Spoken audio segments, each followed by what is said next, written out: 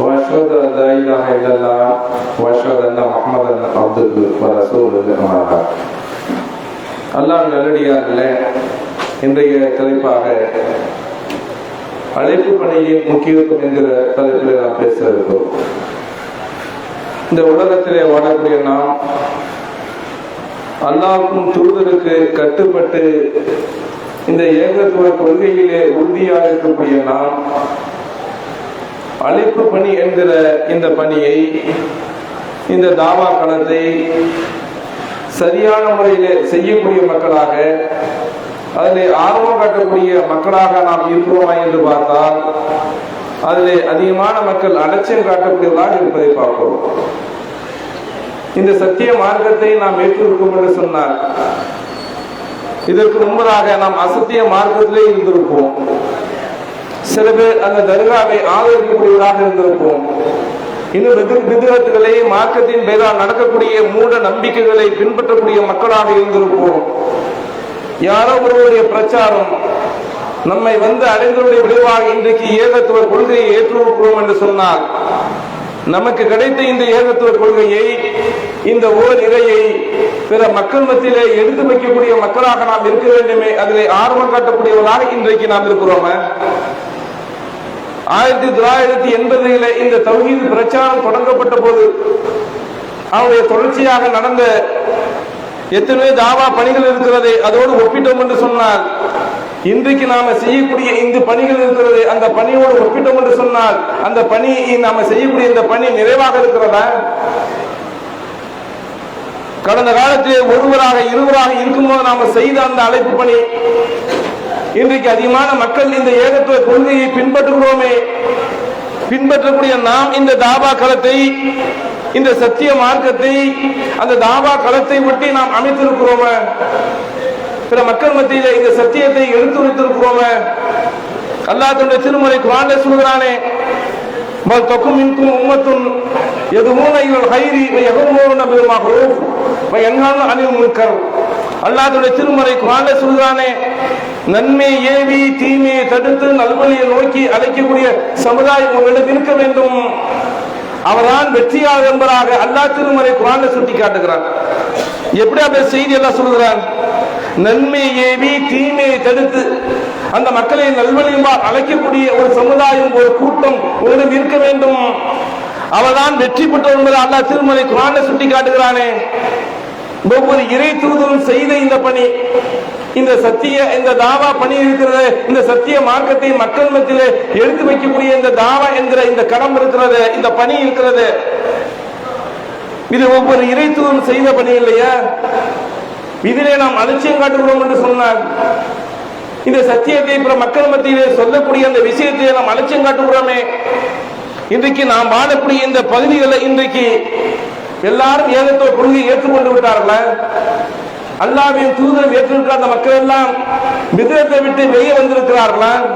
இணை வைப்பிலிருந்து வெளியே இருக்கிறார்களா? இறைவன் ஒருவனை மட்டுமே வணங்குவோம், இறை தூதரை பின்பற்றும் என்கிற அந்த கொள்கையிலே முழுமையாக வந்திருக்கிறார்களா? இன்றைக்கு பார்த்தோம் என்று சொன்னால் இணை வைப்பான காரியங்களுக்கு அதிகமாக நடப்பதை பார்க்கிறோம்.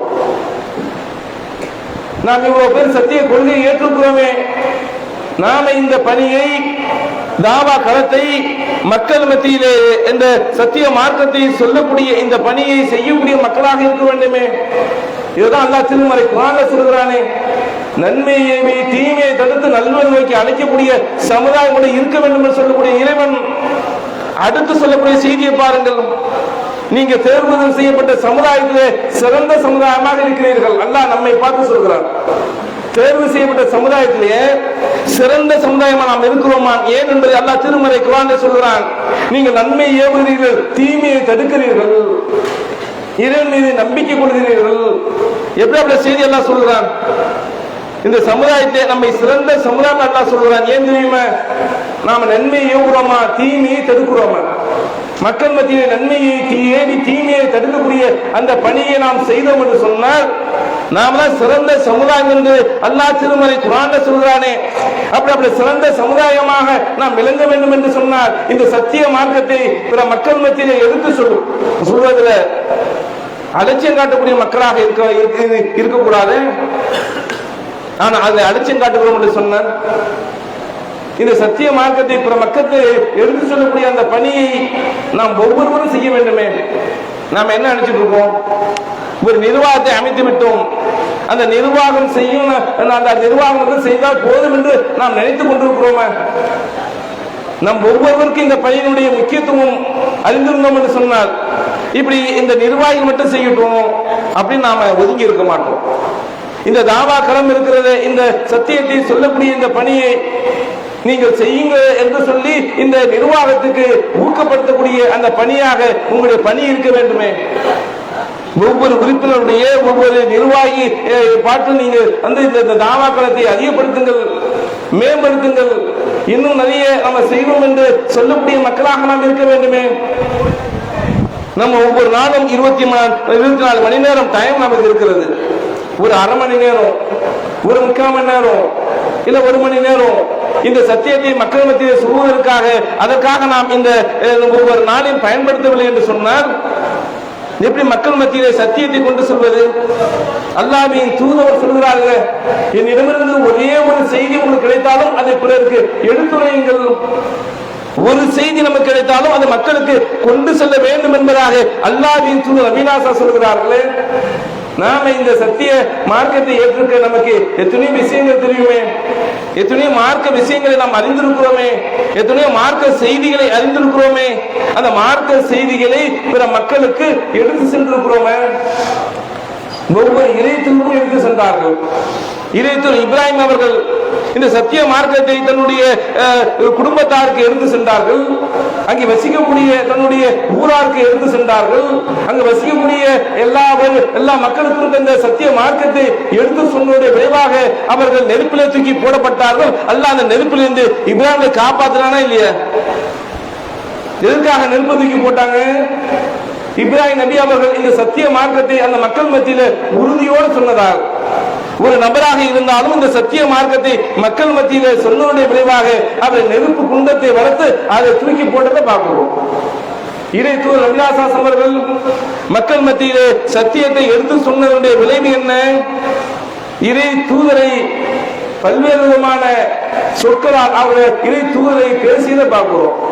வைத்தியம் என்று சொன்னார்கள், கவிதை பாடும் என்று சொன்னார்கள்.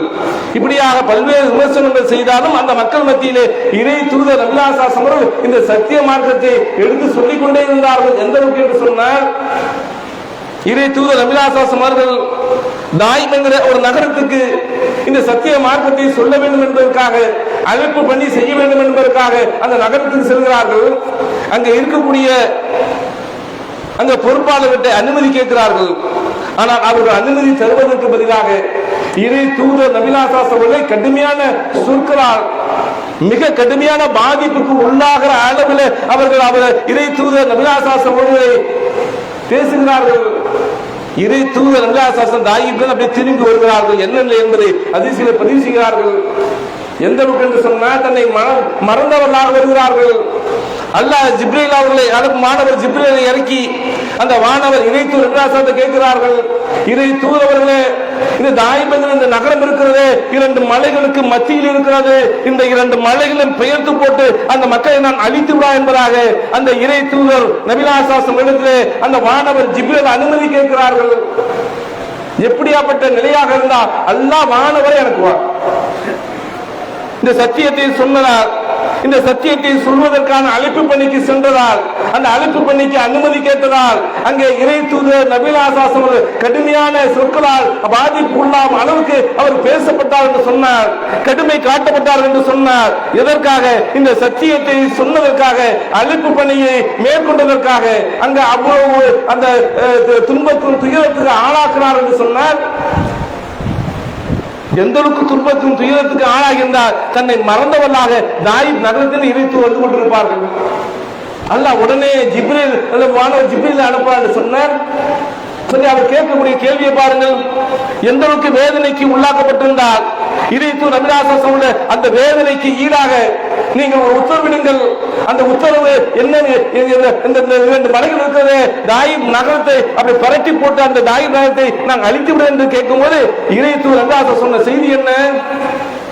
இவருடைய சந்ததிகள் இந்த மார்க்கத்தை ஏற்றுக்கொள்ளக்கூடும். ஆனால் நீங்கள் அழிக்கின்ற வேண்டாம். இதற்காக சத்தியத்தை சொன்னதற்காக, இந்த சத்திய மார்க்கத்தை சொன்னதற்காக இப்படி இறை தூதர்கள் இப்படி அந்த அந்த கஷ்டத்துக்கு, துன்பங்களுக்கு, துயரங்களுக்கு ஆளாக்கப்பட்டார்களே, இந்த அழைப்பு பணி செய்வதற்காக ஆளாக்கப்பட்டார்களா இல்லையா? நாம இந்த சத்திய பணியை நாம இந்த நாட்டில் நம்ம செய்யணும் சொன்னால் நமக்கு எல்லா வகையிலும் அனுமதி இருக்கிறது. இது ஜனநாயக நாடு. நம்ம அனுமதி வாங்கி இந்த சத்திய பிரச்சாரத்தை நாம் மேற்கொள்ள முடியும். பெண்கள் பயான்களை போட முடியும், தெருமுனை பிரச்சாரங்களை போட முடியும், தெருமுனை கூட்டங்களை, பொதுக்கூட்டங்களை, எல்லா நிகழ்ச்சியும் நாம் நடத்த முடியுமே. ஆனால் அதை நாம் அலட்சியம் காட்டுகிறோம் என்று சொன்னால், ஒவ்வொரு நாளும் நாம இந்த சத்திய பணியை மேற்கொள்ளக்கூடியவர்களாக நாம் இருக்க வேண்டிய நாம் அதிலே நாம் அலட்சியம் காட்டுகிறோம் என்று சொன்னால் அதிலே கவலைப்பட வேண்டாம? அல்லாஹ்வின் தூதர் சொல்கிறார்களே, உனக்கு விரும்புவதை பிறருக்கு விரும்பாதவரை உண்மையான ஈமான் கொண்டவராக, இறை நம்பிக்கை கொண்டவராக ஆக முடியாது என்பதாக அல்லாஹ்வின் தூதர் அபிலாஷா சொல்கிறார்கள். எப்படி அப்படி செய்தி சொல்கிறார்கள்? உனக்கு விரும்புவதை பிறருக்கு நீ விரும்பாதவரை உண்மையான இறை நம்பிக்கை கொண்டவராக ஆக முடியாது என்று சொன்னால், நாம் இந்த சொர்க்கத்தை விரும்புகிறோம், இந்த ஓரிரை கொள்கையை பெற்றிருக்கிறோம். அந்த ஓரிரை கொள்கையை பெற்றதின் விளைவாக நம் நன்மையை செய்து நாளைக்கு மறுமையிலே சொர்க்கம் செல்ல வேண்டும் என்கிற அந்த உயர்ந்த நோக்கத்தோடு இந்த கொள்கையை பின்பற்றி வாழ்ந்து கொண்டிருக்கிற நாம் எத்தனையோ இருக்கின்ற ஓரிரை கொள்கையின் பக்கம், ஓரிரை கொள்கையினா என்னவென்று தெரியாது இருக்கக்கூடிய அந்த மக்கள் மத்தியிலே இந்த அழைப்பு பணியை நாம் செய்ய வேண்டாமே? எவ்வளவு அழகான செய்தி அல்லாஹ்வின் தூதர் சொல்கிறார்கள். நாம் ஒவ்வொருவரும் சொர்க்கத்தை விரும்புவோமே, அதுபோன்று என்னோடு உறவாக இருக்கக்கூடிய நம் ஊரை சேர்ந்த அந்த மக்கள் எல்லாம் நாளைக்கு மறுமையிலே நம்மோடு சொர்க்கம் செல்ல வேண்டும் என்கிற அந்த உயர்ந்த நோக்கோடு இந்த அழைப்பு பணியை நாம் செய்ய வேண்டாமே? அப்ப அந்த மக்கள் மத்தியிலே அழைப்பு பணி செய்யக்கூடிய அந்த பணியை அதிகப்படுத்தி அந்த மக்கள் இருக்கக்கூடிய தீமையை தடுத்து நல்வழியை நோக்கி அழைக்கக்கூடிய இந்த பணியை நாம் ஒவ்வொருவரும் செய்யக்கூடிய மக்களாக இருக்க வேண்டுமே. அப்படி நான் செய்தால் நாளைக்கு மறுமையில வெற்றி பெறக்கூடிய மக்களாக நாம் இருக்க முடியுமே. இன்னும் அல்லாஹ் தன்னுடைய திருமறை குர்ஆன்ல சொல்கிறானே, அல்லாஹ்வை நோக்கி மக்களை அழைத்து நல்லவன் செய்து நான் முஸ்லீம் என்று சொன்னவனை விட வெற்றியாளர் யார் என்று அல்லாஹ் திருமறை குர்ஆன்ல கேட்கிறான். அல்லாஹ்வை நோக்கி மக்களை அழைத்து நான் முஸ்லீம் என்று சொன்னானே, அவனை விட சிறந்தவர் யார் என்பதாக அல்லாஹ் திருமறை குர்ஆன்ல கேட்கிறான்னு சொன்னார். அப்ப அல்லாஹ்வை நோக்கி அந்த மக்களை அழைக்கக்கூடிய இந்த தாவா பணியை, இந்த தாவா களத்தை நாம் அதிகப்படுத்த வேண்டுமா இல்லையா? நான் அது ஒரு மாசத்துக்கு ஒரு செஞ்சுட்டேன், நான் 20 நாளைக்குள்ள செஞ்சுட்டேன். காலையில் என்ன நடந்தது கேட்டா மதியானம் நமக்கு தெரியாது, சொல்ல தெரியாது. மதியானம் என்ன நடந்தது நைட்டு கேட்டாலும் நமக்கு தெரியாது. அப்ப இந்த உலகத்தை பார்த்தோம்னு சொன்ன செல்போன்கள் வடிவில் இன்றைக்கு பார்த்தோம்னா மக்களை கெடுக்கக்கூடிய செய்திகள் நிறைய வந்து கொண்டிருக்கிறத பார்க்கிறோம். எத்தனை மக்கள் செல்போன்ல விழுந்து கிடக்கிறாங்க. இன்னைக்கு வரதட்சணை திருமணத்தை எத்தனை மக்கள் விழுந்து கிடக்கிறாங்க.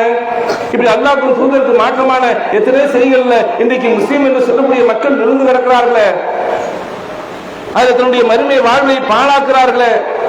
அந்த மக்களை சத்தியத்தை நோக்கி அழைக்கக்கூடிய அந்த பணியை நாம் ஒவ்வொரு நாளும் செய்ய வேண்டுமே. அது ஒவ்வொரு நாள் செய்யக்கூடிய மக்களாக நாம் இருக்கிறோமே. அல்லாஹ் திருமறை குர்ஆன்ல சொல்கிறார். இந்த ஜும்மா பத்தி சொல்லும்போது அல்லாஹ் சொல்கிறார், ஜும்மாக்கு அழைக்கப்பட்டால் பள்ளியை நோக்கி விரைந்து வாருங்கள். அல்லாஹ் சொல்ற இறைவன் அடுத்து சொல்ற செய்தி என்ன? ஜும்மா தொழுகை முடிஞ்சா அல்லாஹ்வுடைய அருளை தேடுங்கள். அல்லாஹ்வுக்கு வழங்கப்பட்ட அந்த செல்வம் அருள் என்று சொல்றான். அது எப்ப அருள்? அல்லாஹ் நமக்கு செல்வத்தை வழங்கி இருந்தானா, செல்வத்தை நல்வழியிலே நாம் செலவிட்டோம் என்று சொன்னால் அது அல்லாஹ்வுடைய அருளாக அந்த செல்வம் இருப்பதை அல்லாஹ் சொல்றார். நீ செல்வத்தை சம்பாதி சொல்லக்கூடிய இறைவன் ஜும்மாக்கு வாங்கன்னு சொல்றான். அல்ல சொல்லிட்டு அந்த நீ ஒரு பொருளாதார தேர்வு அல்லாஹ் சொல்றான். நாம அரை மணி நேரம் 3/4 மணி நேரம் நாம 24 மணி நேரத்தை கடையில ஒரு 8 மணி நேரம் 10 மணி நேரம் கடையில உட்கார்ந்து வியாபாரம் பார்க்கிறோம். ஒரு அரை மணி நேரம் இல்ல ஒரு 3/4 மணி நேரம் 1 மணி நேரம் இந்த சத்திய மார்க்கத்தை சொல்வதற்காக நாம் நேரம் ஒதுக்குறோமே. 24 மணி நேரத்தை பாதி நேரத்தை இந்த நாம செல்வத்தை சம்பாதிக்க மட்டும்தான் ஒதுக்குறோமே தவிர சத்திய மார்க்கத்தை மக்கள் மத்தியில சொல்வதற்கு ஒரு 1 மணி நேரத்தை ஒதுக்குறோமே. சிந்தித்து பாருங்க. அப்ப நாம இதுல அலட்சியம் காட்டணும்னு சொன்னால் ஒவ்வொரு இறை தூதரும் இந்த சத்திய மார்க்கத்தை மக்கள் மத்தியில சொல்லிக் கொண்டே இருந்தார்களே. லுக்மான் அலைஹிஸ்ஸலாம் தன்னுடைய மகனுக்கு சொல்கிறார், அதுமே மகனே, தொழுகையை நிறைவேற்று, நன்மையை ஏவு, தீமையை தடு, அதில் ஏற்படுகிற சங்கடங்களை பொறுத்துக்கொள் என்பதாக அந்த இறை தூதர் லுக்மான் அலைஹிஸ்ஸலாம் அவர்கள் சொல்வதை பார்க்கிறோம். எப்படி அப்படி செய்தி சொல்கிறார்? தொழுகை நிலைநாட்ட அடுத்து சொல்லக்கூடிய செய்தி என்ன? நன்மை ஏவி தீமை தடு. இந்த நன்மை ஏவி தீமையை நாம் தடுத்தோம் என்று சொன்னால், அந்த நன்மை ஏவி தீமையை தடுக்கும் போது அதுக்கான பிரச்சனைகள் ஏற்படும், அதுக்கான துன்பங்கள் ஏற்படும், அதுக்கான துயரங்கள் ஏற்படும், அதில் சில பிரச்சனை ஏற்படும் என்பதை அந்த லுக்மான் சொல்லி தன்னுடைய மகன் சொல்லிவிட்டு அதான் உயர்ந்த செயல் என்று சொல்கிறார்கள். நன்மை ஏவி தீமையை தடுத்து அதில் ஏற்படக்கூடிய சங்கடங்களை பொறுத்துக் கொள்வதற்கு அதான் உயர்ந்த செயல் என்று சொல்றாரு. சொன்னால் இந்த நன்மையை ஏவக்கூடிய அந்த பணியை நாம் செய்கிறோமே, தீமையை தடுக்கக்கூடிய அந்த பணியை நாம் செய்கிறோமே, அதை நாம் அலட்சியம் காட்டுகிறோம் என்று சொன்னால், அல்லாஹ்வின் தூதர் சொல்கிறார்களே, அல்லாஹ்வின் தூதர் சொல்கிறார்கள், கப்பல்ல ஒரு பயணிக்கிறார்கள். அந்த சம்பவத்தை அல்லாஹ்வின் தூதர் சொல்கிறார்கள். கப்பல்ல அந்த பயணிப்பதற்காக சீட்டு குலுக்கி போடப்படுகிறது. சீட்டு குலுக்கி போடப்பட்டால் அதுல கீழ்த்தளத்துக்கு யாரும் மேல்தளத்துக்கு யாரும் சீட்டு குலுக்கி போடப்பட்டு கீழ்த்தளத்துக்கு உள்ள சீட்டு குலுக்கி போட்ட அடிப்படையில் கீழ்த்தளத்துக்கு மேல்தளத்தில் உள்ள மக்கள் மேல்தளத்துக்கு போறார்கள். கீழ்த்தளத்தில் உள்ள அந்த மக்கள் இருக்கிறார்களே, அவருக்கு தண்ணீர் தேவை என்று சொன்னார். மேல இருக்கக்கூடிய அந்த மக்கள்கிட்ட போய் எடுத்து வருகிறார்கள். கீழே இருக்கக்கூடிய அந்த மக்கள் பேசிக் கொள்கிறார்கள். என்ன, நம்ம அடிக்கடி மேல போய் தண்ணி எடுத்து வந்தா அந்த மக்களுக்கு சிரமமாக இருக்கும், நாம ஒண்ணு செய்வோம், நம்ம கப்பல் தண்ணியில தான் பயணித்துட்டு இருக்குது, இந்த கப்பல்ல சின்ன ஓட்ட போட்டு தண்ணியை நாம எடுத்துக்கொள்வோம் அப்படின்னு சொல்லி அவங்க பேசிக்கொண்டு அவர்கள் ஓட்டையை போட்டார்கள் என்று சொன்னால் அவர்களும் அவரோடு சேர்ந்து மேலுக்கு அந்த மக்களும் அழிந்து போவார்கள். அல்லாஹ்வின் தூதர் சொல்கிறார்கள், அவர்கள் அந்த ஓட்டையை போடாமல் அவருடைய கையை பிடித்து கொண்டார் என்று சொன்னால் அவர்களும் தப்பிப்பார்கள், மேல இருக்கக்கூடிய அந்த மக்கள் அனைவரும் தப்பிப்பார்கள் என்பதாக அல்லாஹ்வின் தூதர் அபிநாசா சொல்கிறார் என்று சொன்னால், ஒரு தீமை ஏற்படும் என்று சொன்னால் அந்த தீமையை தடுக்கக்கூடிய பணியை நாம் செய்ய வேண்டுமே, நன்மை அந்த மக்கள் மத்தியில் ஏற வேண்டுமே, அந்த மக்கள் இருக்கக்கூடிய தீமையை தடுக்க வேண்டுமே. அல்லாஹ்வின் தூதர் சொல்கிறார்களா இல்லையா? எப்படி எப்படி செய்தியை சொல்கிறார்கள்?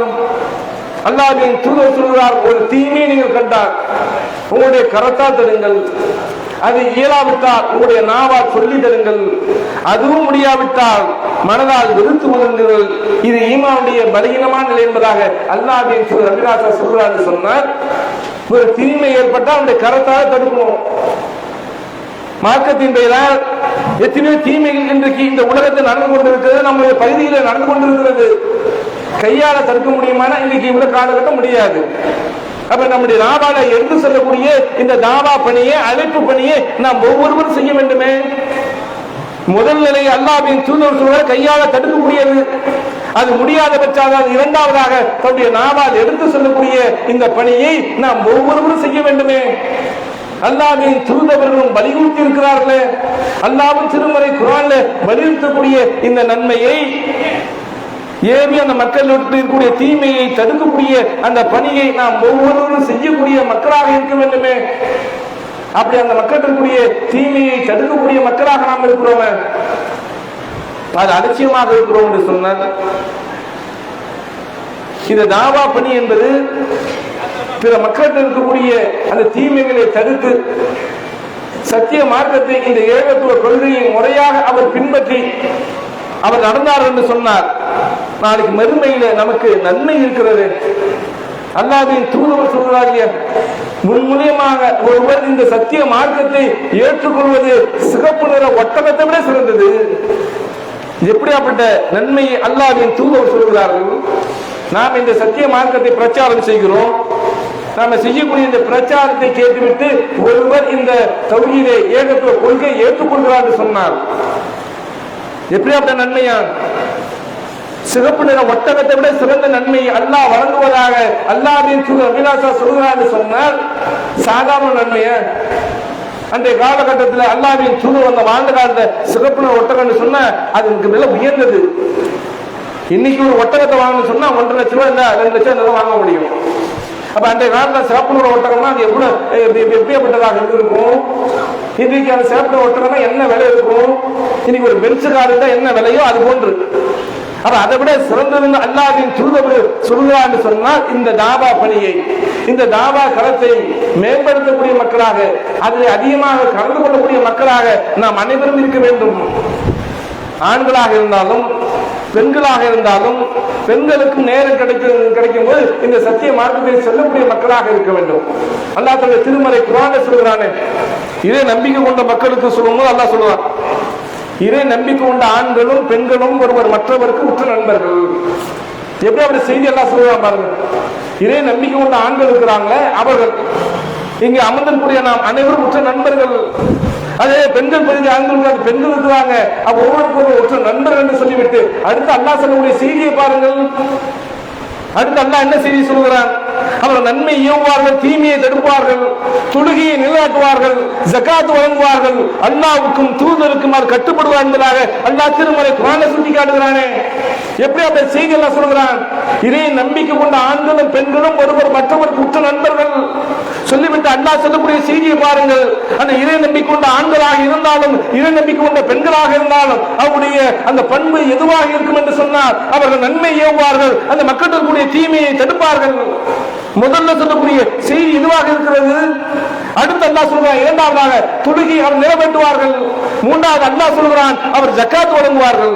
அல்லாஹ் பொருளாதாரத்தை வழங்கியிருந்தார் சொன்ன அந்த பொருளாதாரத்துக்கு ஏற்றவாறு அவர் ஜக்காத் வழங்குவார்கள்.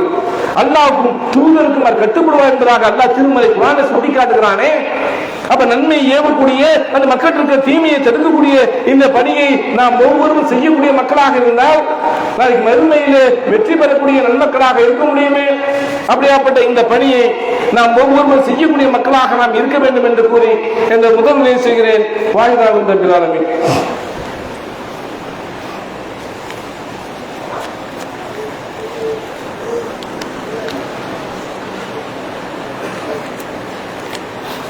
அல்ஹம்துலில்லாஹ்.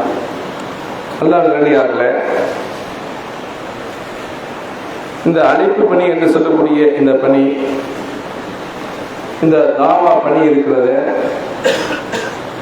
ஒவ்வொரு இறை தூதரும் செய்த இந்த பணியை அல்லாஹ் நமக்கு தந்திருக்கிறார். நம்முடைய மரணத்துக்கு முன்பதாக இந்த சத்திய மார்க்கத்தை நோக்கி அழைக்கக்கூடிய இந்த அழைப்பு பணியை நாம் ஒவ்வொரு செய்யக்கூடிய மக்களாக இருக்க வேண்டும். அல்லாஹ் திருமறை குர்ஆனிலே ஒரு எச்சரிக்கை விடுக்கிறார். எப்படி அப்படி எச்சரிக்கை நாம் சிந்தித்தோம் என்று சொன்னார், மக்கள் மத்தியிலே இந்த பணியை செய்வதற்கு நன்மையை அந்த மக்கள் மத்தியிலே ஏவி தீமையை தடுக்கக்கூடிய இந்த பணியை செய்வதற்கு அலட்சியம் காட்டக்கூடிய மக்களாக நாம் இருக்க மாட்டோம். அல்லாஹ் திருமறை குர்ஆனிலே ஒரு கேள்வியை கேட்டுவிட்டு அதுக்கான பதிலை சொல்கிறான். உங்களுக்கு முன் சென்ற சமுதாயத்துக்கு ஏற்படுவது போல் உங்களுக்கு ஏற்படாமல் நீங்கள் சொர்க்கம் சென்று விடலாம் என்று விரும்புகிறீர்களா? எப்படி அப்படி செய்தியில கேட்கிறான் பாருங்க.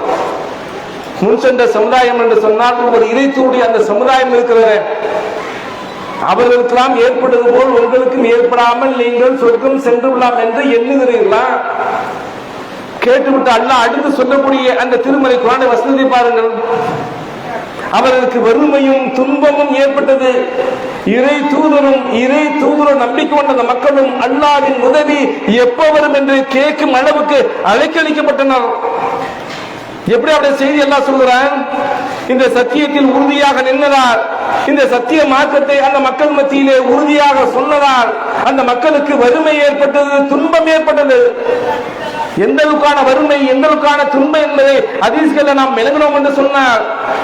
ஒவ்வொரு சஹாபாக்களுக்கு ஏற்பட்ட அந்த துன்பம் இருக்கிறது, இந்த சத்தியத்தில் உறுதியாக இருந்ததால், சத்தியத்தை மக்கள் மத்தியில் சொன்னதால், அதை நீடித்து இருந்ததால் அவருடைய ரம்பம் கொண்டு அவர் தலைகளிலிருந்து அறுக்கப்பட்டது, இரும்பு சீப்புகளால் அவர் உடம்புகள் கிழிக்கப்பட்டது.